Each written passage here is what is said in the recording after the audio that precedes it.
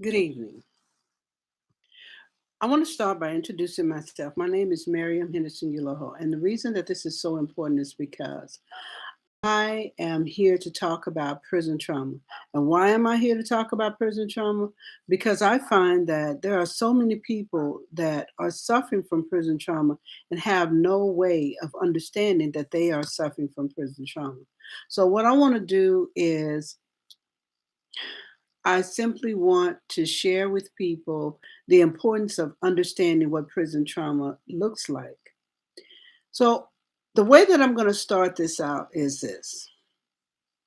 If you think about cancer, it's stage four. Stage four cancer means that a person is nearing the end of their life. There's not a whole lot that they can do to reverse it or to change the circumstances under which they are basically under because they're in stage four cancer. So, what I want to do is, I want to show people how, by talking about prison trauma, how you can actually help a person to heal and reduce recidivism. So, let's just say, for example, a person is suffering from a criminal disorder called institutionalization, and they're in stage four. They're already going downhill. Usually they have life in prison. So what happens is this. My oldest brother had stage four cancer when they told him that he had stage four cancer. My son, when they told him that he had cancer, it was just a seed that was trying to take roots in his colon. So what happened was he was able to have that seed removed long before it was able to take roots. And when he had the seed removed, they took the roots out, they took the seed out, they took out everything that had to do with the cancer. So he never got to stage four, and he's led a very cancer free life for years. Well, incarceration is similar to that. And what that looks like is this: when a person is arrested, they go to jail. That starts the criminal disorder right there because they are traumatized. Because they are traumatized, at that very point, they are now looked at as in a negative light, which reflects negatively on them.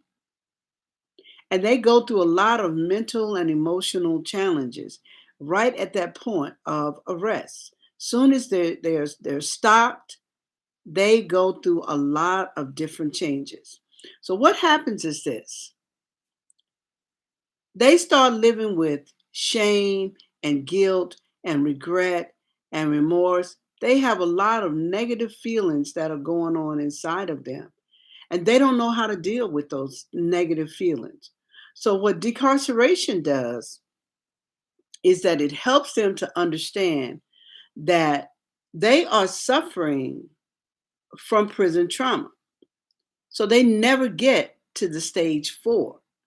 What happens is when they learn about the decarceration, they're able to take the root out, take the seed out at that point and begin the healing process. And when they begin that healing process, they never get to stage four, which is possibly life in prison.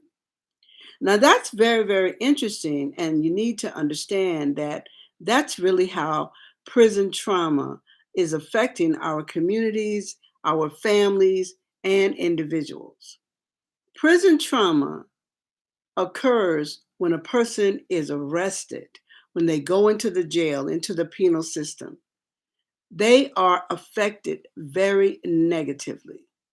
So, what happens is that we have to start understanding that prison trauma starts in the mind, and then it starts to fester, and then it just goes from one step to the next, to the next, to the next, until they're in stage 4.